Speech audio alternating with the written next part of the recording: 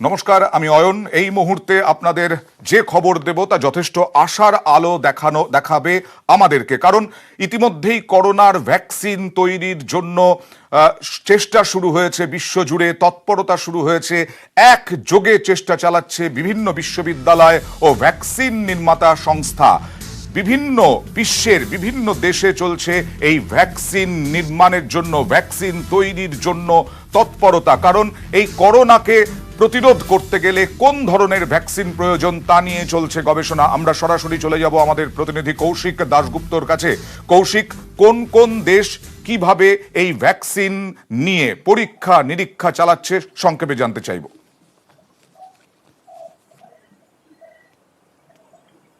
দেখো, 80টা ভ্যাকসিন নিয়ে কাজ হচ্ছে বিশ্বজুড়ে, 80টারও বেশি ভ্যাকসিন নিয়ে কাজ হচ্ছে বিশ্বজুড়ে।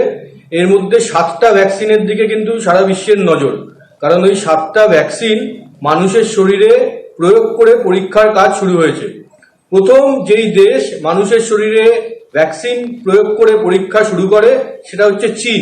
চীনেই প্রথম করোনা আক্রান্ত হন এবং চীনই প্রথম মানুষের শরীরে ভ্যাকসিন প্রয়োগ করে পরীক্ষার কাজ শুরু করেছে। সেই ভ্যাকসিনটার নাম হচ্ছে AD5-nCoV।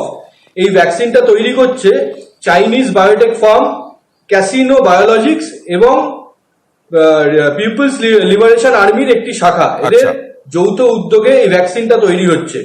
এইটা হচ্ছে প্রথম মানুষের শরীরে এই ভ্যাকসিন প্রয়োগ করে পরীক্ষার কাজ শুরু হয়। এই ভ্যাকসিনের যে পরীক্ষার কাজ সেটা ফেজ 2-তে আছে, দ্বিতীয় ধাপে রয়েছে। সংস্থার আশা যে আগামী 6 মাসের মধ্যে এই দ্বিতীয় ধাপের পরীক্ষার কাজ শেষ হবে, তারপরেই চূড়ান্ত ফল জানা যাবে।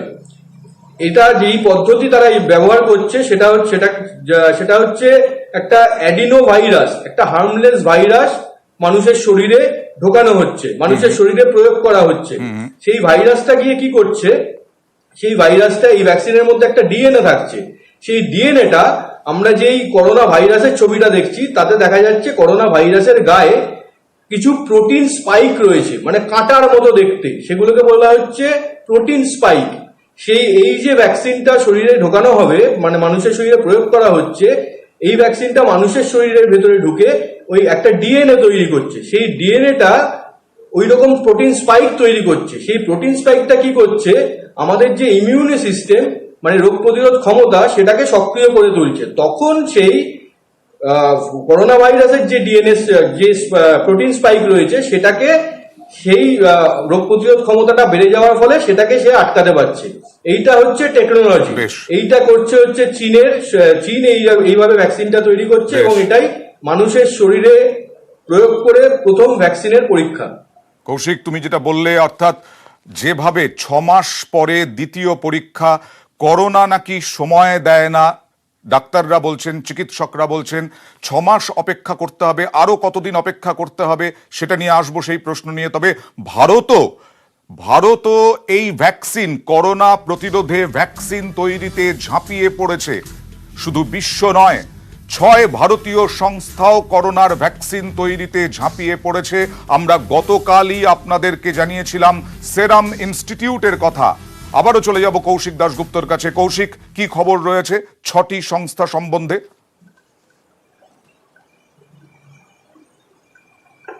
হ্যাঁ, ভারতের 6টি সংস্থা বিভিন্নভাবে কেউ কেউ নিজেরাই তৈরি করছে এবং কেউ কেউ বিভিন্ন প্রতিষ্ঠানের সঙ্গে যুক্ত থেকে বা সংস্থার সঙ্গে যুক্ত থেকে কাজ করছে। যেমন তুমি বললে, অক্সফোর্ড যে গবেষণা করছে, সেই ভ্যাকসিন তৈরি করছে, তার সঙ্গে যুক্ত রয়েছে সেরাম ইনস্টিটিউট। অক্সফোর্ডের দাবি যে তারা খুব তাড়াতাড়ি ভ্যাকসিন বাজারে নিয়ে আসতে পারবে এবং সেটা সেপ্টেম্বরের মধ্যে। সেখানেও কিন্তু অক্সফোর্ডে কিন্তু মানুষের শরীরে ভ্যাকসিন প্রয়োগ করে পরীক্ষার কাজ চলছে এবং তাদের আশা সেপ্টেম্বরের মধ্যেই এই ভ্যাকসিন তৈরি হয়ে যাবে। এবং সেই ভ্যাকসিন কিন্তু তৈরি করছে ভারতীয় সংস্থা সেরাম ইনস্টিটিউটও। সেই ইনস্টিটিউট ছাড়াও আরো অনেকে তৈরি করছে, কিন্তু তার মধ্যে অন্যতম এই সেরাম ইনস্টিটিউট। এছাড়াও ভারতের মোট 6টি সংস্থা ভ্যাকসিন তৈরি করছে, যার মধ্যে রয়েছে জাইডাস ক্যাডিলা রয়েছে, যার মধ্যে রয়েছে হায়দ্রাবাদ বেসড বায়োলজিক্যাল লিমিটেড, এছাড়া রয়েছে ভারত বায়োটেক, সিনভ্যাক্স এবং ইন্ডিয়ান ইমিউনোলজিক্যাল লিমিটেড। এই 6টি সংস্থা ভ্যাকসিন তৈরির কাজে যুক্ত, ভারতীয় সংস্থা 6টি। কৌশিক, এবার ওই প্রশ্নেই আসি। মানুষ শুনছেন করোনা আক্রান্তের সংখ্যা বাড়ছে, মানুষের কাছে আশার আলো আমরা পৌঁছে দিতে পারছি, ভ্যাকসিন তৈরি হচ্ছে, কিন্তু ভ্যাকসিন বাজারে কবে আসবে এটাই তো এখন সব থেকে বড় প্রশ্ন মানুষের। এবং সেক্ষেত্রে এই সমস্ত কোম্পানি তারা কি আশা করছে?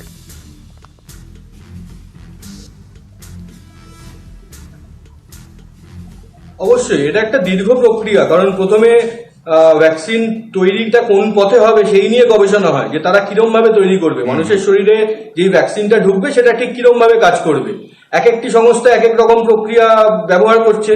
তারপর সেটাকে করা হয়, সেটা অ্যানিম্যালের ওপর প্রয়োগ করে দেখা হয়, বিভিন্ন পশুর ওপর প্রয়োগ করে দেখা হয়, তারপর সেটা মানুষের শরীরে প্রয়োগ করে দেখা হয়। মানুষের শরীরে প্রয়োগ করারও বেশ কয়েকটা ধাপ রয়েছে।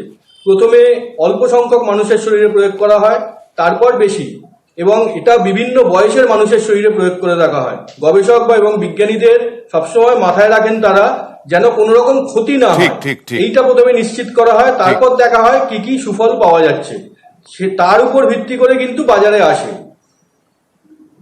একেবারে, অর্থাৎ আমরা এর আগেও কৌশিক যতজন চিকিৎসকের সঙ্গে কথা বলেছি তারাও বলেছেন মোটামুটি ভাবে 1 বছর লাগে একটা ভ্যাকসিন বাজারে আসতে।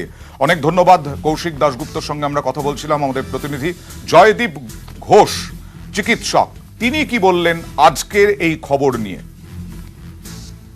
80টার মতো প্রায় ভ্যাকসিন নিয়ে আলোচনা চলছে, তার মধ্যে এই ভ্যাকসিনটা নিয়েই সব থেকে বেশি বিজ্ঞানীরা আশাবাদী হতে পারছেন যে প্রবাবলি এটা আরেকটু তাড়াতাড়ি পাওয়া যাবে। নর্মালি যেটা বছর দেড়েক দুয়েকের কোর্স হওয়ার কথা একটা ভ্যাকসিন প্রধানত মার্কেটে আসতে, সেটা আমার ধারণা এই ক্ষেত্রে যদি এই ভ্যাকসিনটা ওনারা যেরকম সাফল্য দাবি করছেন সেই সাফল্য যদি পাওয়া যায় তাহলে তার থেকে অনেক আগে বাজারে আসবে। সেটা যদি সেপ্টেম্বর অক্টোবরে হয় এর থেকে ভালো খবর তো আর হতেই পারে না।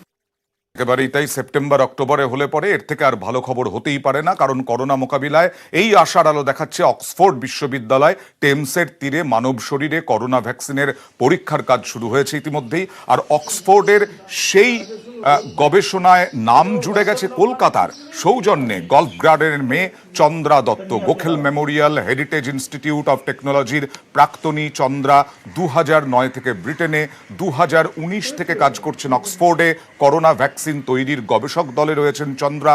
ভ্যাকসিন তৈরি হলে হবে ইতিহাস, তাই আশায় বুক বাঁধছে দত্ত পরিবার। কিন্তু আশঙ্কাও রয়েছে, করোনায় কাবু ব্রিটেন, মেয়ে বর্তমানে ওয়ার্ক ফ্রম হোম করলেও চিন্তা যাচ্ছে না বাবা মায়ের।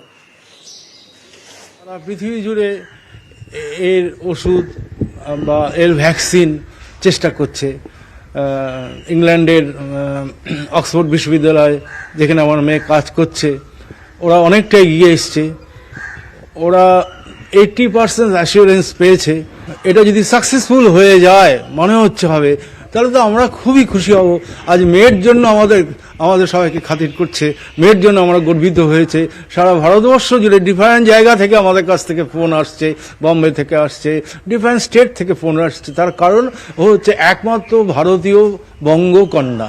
এত লোক মারা যাচ্ছে বিশ্বজুড়ে, এরকম তো আমরা কোনোদিনও দেখিনি। সুতরাং আমার মনে হচ্ছে যে একটা ভালো কাজেও নিয়োজিত করেছে নিজেকে, সেজন্য আমি খুবই গর্ববোধ অনুভব করছি। কারণ আমাদের তো একটি মাত্র সন্তান, সুতরাং তোমার জন্য আমরা ওরিড থাকি সব সময়। তুমি নিজে সাবধানে থাকবে, ঘরের থেকে বেশি বেরোবে না। যেমন কিছুদিন ধরে ও ওয়ার্ক ফ্রম হোম করছে, তার আগে ওকে অফিস যেতে হচ্ছিল, কিন্তু এখন বলছে যে ওয়ার্ক ফ্রম হোম করাতে আমরা একটু নিশ্চিন্ত। সাংবাদিক বৈঠকে স্বরাষ্ট্র মন্ত্রকের যুগ্ম সচিব পুণ্য সলিলা শ্রীবাস্তব। अनुपालन हो, परंतु कुछ अंदरूनी गलियों में लॉकडाउन का नियमों का उल्लंघन ना हो, इसके लिए उन्होंने प्रशासन को सुझाव दिया कि और सख्त कदम उठाने की जरूरत है। सूरत में प्रवासी श्रमिकों के लिए प्रशासन, एनजीओज और इंडस्ट्रीज ने मिलकर फूड पैकेट्स और राशन किट्स का इंतजाम किया है। यह प्रशंसनीय है कि वितरण के समय सभी सोशल डिस्टेंसिंग के प्रोटोकॉल का बहुत अच्छी तरह अनुपालन करते हैं। आईएनसीटी ने प्रशासन को सुझाव दिया है कि श्रमिकों के साथ कोविड-19 के बारे में जो जानकारी है उसको उन्हीं की भाषा में साझा करें। आईएमसीटी ने प्रशासन के साथ, जनप्रतिनिधियों के साथ, इंडस्ट्री एसोसिएशन के साथ भी विचार विमर्श किया है, खासकर टेक्सटाइल और डायमंड इंडस्ट्रीज जो श्रमिकों का मेजर सोर्स ऑफ एम्प्लॉयमेंट है। ज्यादातर श्रमिकों को पिछले महीने की तनख्वाह प्राप्त हो चुकी है।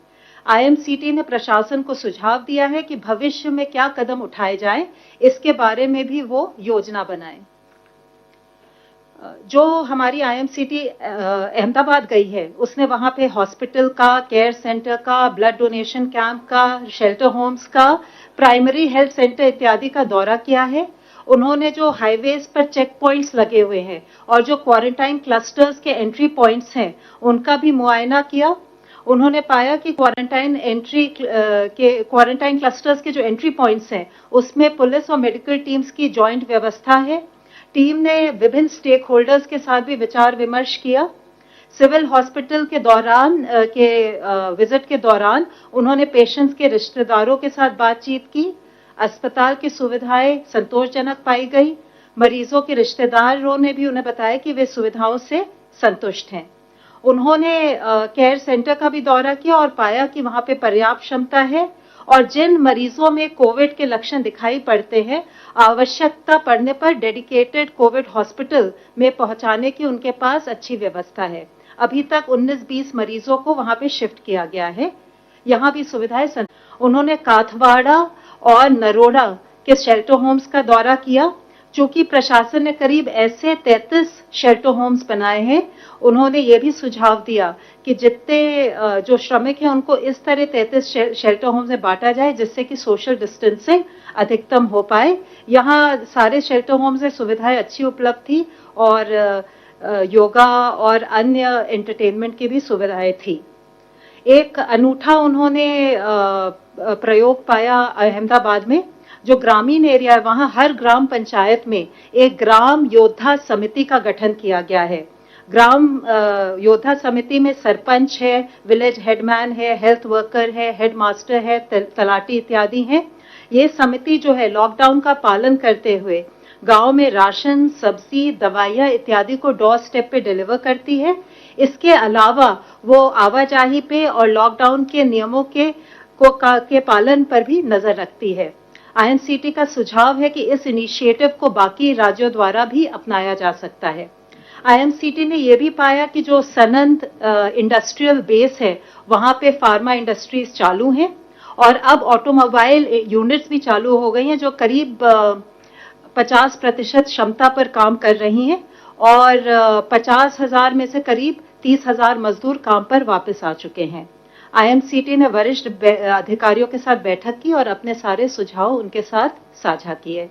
हमारा पूरा विश्वास है कि केंद्र और राज्य सरकारों के संगठित प्रयासों से हम कोविड-19 के विरुद्ध जो हमारा अभियान है उसमें सफल होंगे।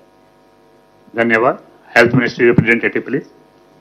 पिछले एक दिन में अगर हम देखें तो देश में 1543 नए केसेज आए हैं, जिससे कि हमारे टोटल कंफर्म केसेज की संख्या अब 29,435 हो चुकी है। और अगर हम देखें कि जो हमारे केस एक्टिव मेडिकल सुपरविजन में हैं, तो उनकी संख्या 21,632 है। अब तक पिछले 24 घंटे में 684 patients have been found cured, जिससे कि हमारा टोटल लोग जो क्योर हुए हैं वह संख्या 6,868 हो चुकी है। इससे हमारा रिकवरी रेट करीब 23.3% इस टाइम में समय हो गया है, जो कि एक बहुत ही प्रोग्रेसिव इंक्रीज है। मैं आप लोगों की दृष्टि में लाना चाहूंगा। आज देश में 17 ऐसे जिले हैं जहां पर पहले केस आए थे, लेकिन पिछले 28 दिनों से कोई नया केस रिपोर्ट नहीं हुआ है। इन जिलों में एक जिले की बढ़ोतरी हुई है, जैसे कि कल बताया था हमने आपको, और एक जिला ड्रॉप हुआ है, यानी कि 2 जिले ऐड हुए हैं और एक जिला ड्रॉप हुआ है। जो जिले ऐड हुए हैं वह है कलिम्पोंग वेस्ट बंगाल में, वायनाड केरला में, और जो जिला जहां पर एक एडिशनल केस आया है वह है लखीसराय बिहार में। इसका सीधा तात्पर्य यही है कि हमें कांस्टेंट विजिल मेंटेन रखने की आवश्यकता है। किसी भी जिले में, किसी भी स्टेट में जब हम कार्य करें तो वहां पर किसी भी तरह की रिलैक्सेशन ना हो। आज माननीय स्वास्थ्य मंत्री जी ने वीडियो कॉन्फ्रेंस के द्वारा डिपार्टमेंट ऑफ बायोटेक्नोलॉजी और उनके 18 ऑटोनोमस बॉडीज और साथ में उनसे संबंधित पीएसयूज के डायरेक्टर्स के साथ रिसर्च के बारे में समीक्षा की। उन्होंने मेक इन इंडिया के तहत antibody detection kits, real time PCR based detection kits और कोविड-19 के लिए वैक्सीन के डेवलपमेंट को फास्ट ट्रैक करने के लिए कहा। माननीय स्वास्थ्य मंत्री जी ने आज दिल्ली के लेफ्टिनेंट गवर्नर साहब, दिल्ली के स्वास्थ्य मंत्री, कॉरपोरेशन कमिश्नर्स, दिल्ली के सभी जिलों के डीएम्स और डीसीपीज, सेंट्रल और स्टेट के जितने हमारे हॉस्पिटल्स हैं उनके डायरेक्टर्स के साथ भी कोविड सर्वेलेंस के करंट स्टेटस का दिल्ली और आसपास के प्रांतों से संबंधित रिव्यू किया। स्वास्थ्य मंत्रालय ने वेरी माइल्ड या प्री सिम्टोमेटिक पेशेंट्स के लिए होम आइसोलेशन पर दिशा निर्देश जारी किए हैं। जिन पेशेंट्स के पास सेल्फ आइसोलेशन के लिए उनके रेजिडेंस पर रेक्विजिट फैसिलिटी है, उनके पास इस होम आइसोलेशन के लिए ऑप्शन होगा। ये प्रेजेंट गाइडलाइंस जो हमने इशू की है, ये गाइडलाइंस 7 अप्रैल को जो हमने इससे पहले सस्पेक्टेड और कंफर्म केसेस को मैनेज करने से संबंधित गाइडलाइन थी, उनके एडिशन में है। होम आइसोलेशन की जो गाइडलाइंस हैं, इसमें कुछ एलिजिबिलिटी कंडीशंस हैं, जैसे कि पेशेंट को सेल्फ आइसोलेशन पर एक अंडरटेकिंग को भरना होगा, मेडिकल ऑफिसर द्वारा व्यक्ति को क्लिनिकली या तो वेरी माइल्ड केस या प्री सिम्टोमेटिक केस डायग्नोस करना होगा, उन्हें मोबाइल पर आरोग्य सेतु एप्लीकेशन को डाउनलोड करते हुए उसको निरंतर उपयोग करना होगा, उनके पास सेल्फ आइसोलेशन के लिए और उनके फैमिली कॉन्टैक्ट्स को प्रॉपर क्वारंटाइन करने के लिए रिक्वायर्ड फैसिलिटी होनी चाहिए। 24/7 बेसिस पर देखभाल करने के लिए उनके पास एक केयर गिवर अवेलेबल होना चाहिए और केयर गिवर और हॉस्पिटल के बीच में एक प्रॉपर कम्युनिकेशन लिंक स्टैब्लिश होना चाहिए।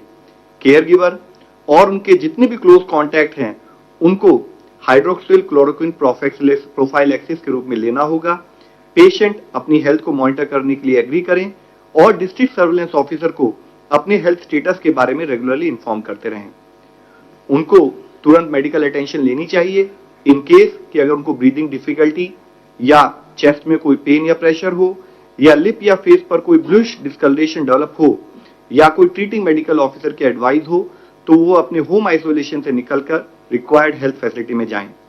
होम आइसोलेशन जब तक कि क्लिनिकल सिम्टम रिजॉल्व ना हो जाए या साथ में टेस्टिंग के द्वारा वह पेशेंट नेगेटिव ना पाया जाए, तब तक कंटिन्यू करना होगा। इसके लिए बहुत जरूरी है कि पेशेंट जब अपने घर पर रहें तो पेशेंट हर समय ट्रिपल लेयर मेडिकल मास्क का उपयोग करे, एक आइडेंटिफाइड रूम में ही रहें और घर के अन्य लोगों से दूर रहें, विशेषकर बुजुर्गों से या उन लोगों से जिनको कोई मॉर्बिड कंडीशन है जैसे हाइपरटेंशन, कार्डियोवास्कुलर डिजीज या रीनल डिजीज एक्सेट्रा। वह घर के अन्य लोगों से कोई अपना पर्सनल आइटम शेयर न करें और जिन सरफेसेस पर हम ज्यादातर टच करते रहते हैं उनको रेगुलरली क्लीन करते रहें। साथ ही जैसे कि अभी कहा है कि उनको ध्यान रखने के लिए एक केयर गिवर होना चाहिए। वह केयर गिवर भी जब उनकी देखभाल करे तब एक ट्रिपल लेयर मास्क का इस्तेमाल करे। पेशेंट के बॉडी फ्लूइड के साथ उस केयर गिवर का कोई डायरेक्ट कांटेक्ट ना हो, विशेष रूप से ओरल या रेस्पिरेटरी सिक्रीशन, और पेशेंट को संभालते समय केयर गिवर को डिस्पोजेबल ग्लव्स का उपयोग करना चाहिए। पेशेंट द्वारा उपयोग की गई सर्फेसेस, कपड़े या लिनन की सफाई या हैंडलिंग करते समय भी ट्रिपल लेयर मास्क या डिस्पोजेबल ग्लव्स का उपयोग होना चाहिए। केयर गिवर और जो भी क्लोज कॉन्टैक्ट्स हैं वह भी अपना टेम्परेचर स्क्रीनिंग करते रहें और कोई भी ऐसा इशू आए जिसमें कि उनको कोई सिम्टम दिखते हैं तो उनको हमेशा सर्वेलेंस ऑफिसर की दृष्टि में लाना पड़ेगा। इसके साथ ही आज मैं आप सब लोगों को एक मुख्य विषय के बारे में भी अवगत करना चाहूंगा।